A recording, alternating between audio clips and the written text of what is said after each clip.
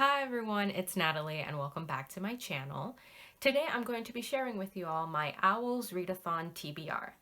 This readathon is a Harry Potter inspired readathon where basically you have to complete the Owls tests. These tests are basically based on the different classes that you would take at Hogwarts. And if you want to complete a specific profession, then you have to complete certain tests. Because I love torturing myself, ideally I want to complete the profession of a professor, but that means that I need to pass 7 prompts from the readathon, which I don't actually know if I can do because that would mean reading 7 different books, but we're gonna try to make it happen. If it doesn't happen, I have chosen writer as my second profession because that one I only have to complete 3 prompts. I also forgot to mention that this readathon was created and is hosted by Book Roast. I will leave a link to her channel down below with all the information you need to know about this readathon, since I didn't really go that into detail about how this readathon actually works. The first prompt I'm going to try to complete is the potions prompt. In this prompt, you have to read a book that has less than 150 pages. For it, I picked To Be Taught If Fortunate by Becky Chambers. In this book, we're following the crew of a spaceship that has gone to a different planet to discover alien life. The people of Earth already know that alien life exists, but they haven't actually been able to be in contact with it. So this crew goes to this planet so that they can kind of make that first contact if there is a life force that can actually communicate with humans. I've already started this book and I'm actually pretty much enjoying it. By the time this video is up, hopefully I will have already finished it, but point is, this is my first read.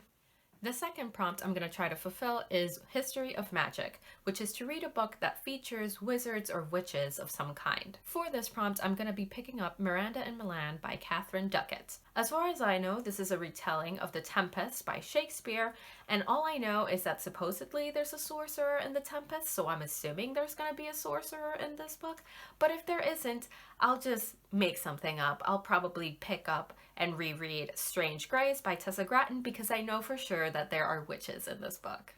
The third prompt is Muggle Studies, which is to read a book from the point of view of a Muggle. In other words, to read a contemporary novel. For this prompt, I'm going to be picking up A Man Called Ove by Fredrik Backman. I don't really know that much about this book. I just know that we're following a grumpy old man, and I'm assuming a cat is somehow involved in this story because there's a cat on this cover, and that's all I need to know. All I need to know is that it's in the point of view of a grumpy old man because that fulfills the prompt. Well, the prompt is not to read in the point of view of a grumpy old man, but it's to read in the perspective of a muggle, and it doesn't get more muggle than being an old man. The fourth prompt I'm going to be doing is Defense Against the Dark Arts, which is to read a book set at sea. For this prompt, I have 2 book options, mostly because I put a hold on an audiobook from the library, but I don't know if it's going to be coming in on time, so I need 2 possibilities for it. The first option, which is the option I really want, but it's the one from the library, is Steel Tide by Natalie C. Parker. This book, I already know it's set at sea because it's the sequel of Seafire, and basically we're just following an all-female crew of pirates. I can't actually remember if they're legitimately pirates or just basically sea women, just on a ship. But whatever. It's the second book in this series. I don't remember the first one that well, but it fulfills this prompt, and I know that I'll probably have a good time listening to the audiobook, so I wanted to give it a shot. My second option would be to pick up The Abyss Surrounds Us by Emily Strutsky. This would be a reread for me because I really want to continue on with this series, but I read this book quite a while ago and don't remember much about it except that it is set at sea and there's some kind of sea creatures. I remember something about the main character kind of taming a sea monster of some kind. So it's set at sea. Might pick it up. The fifth prompt is Ancient Runes. For this one, I would have to pick up a book with a heart on the cover or a heart in the title. So I ended up picking up First and Then by Emma Mills. I know nothing about this. Nothing. I just know it has this heart right here. And that's all I needed to know. Plus, I have been meaning to catch up on Emma Mills's backlist because I do tend to enjoy her contemporary novels. So it's a good time to try that out. The sixth prompt is arithmancy, which is to pick up a book outside your comfort zone. There's not many genres that are outside my comfort zone. Usually nonfiction would be the major one, but I don't really have any nonfiction books at hand, and I don't want to pick up books that are not already on my TBR on some capacity. So I'm going to go with Codename Verity by Elizabeth Wayne. This is a historical fiction novel. I just know it's somehow, I think, about a prisoner of war. I think Verity is taken as prisoner and she's being like interviewed for what war even is this? World War II maybe, I think. I think it's World War II. I don't know that much. I know that I don't pick up historical fiction that often, so I decided this could probably satisfy that prompt of something outside my comfort zone, especially since it really has been a hot minute since I've picked up a book that is solely historical fiction.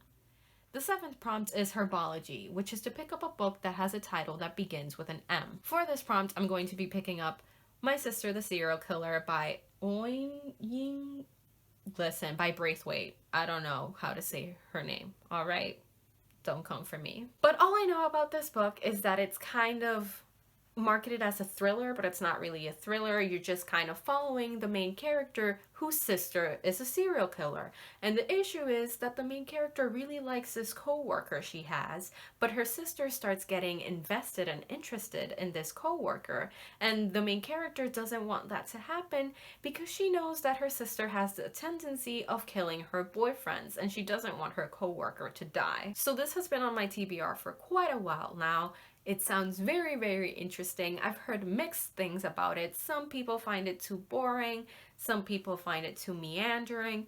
I don't know. For me, all the criticisms I've heard sound like things that I would really enjoy, so I'm actually really looking forward to picking this up. The eighth prompt, which I'm using as a bonus prompt if I decide that I don't want to complete another of the prompts I've already mentioned, is astronomy, which is to read the majority of a book during nighttime or when it's dark outside. For this prompt, I chose The Lost Sun by Tessa Gratton. I, again, don't know much about this book. I know it's kind of an alternative United States, that because the series is called The United States of Asgard, but I don't really know what's going on in this book, really. I just know that I wanted to hit Tessa Gratton's backlist, so I might pick this up, I might not. I actually find it unlikely, but I wanted to add it in just in case. Anyway, that's all the books I'm planning to pick up for this readathon. If I manage to only finish To Be Taught If Fortunate, A Man Called Ove, and Miranda and Milan, I'll call that a victory because it still means that I get to be a writer when I go on to follow the newts. If I do manage to finish 7 prompts though, beautiful, amazing, we love to see it, we hope to be a professor. Anyway, that's it for today's video. Thank you all so much for watching. If you enjoyed this video, please don't forget to like, comment, and subscribe.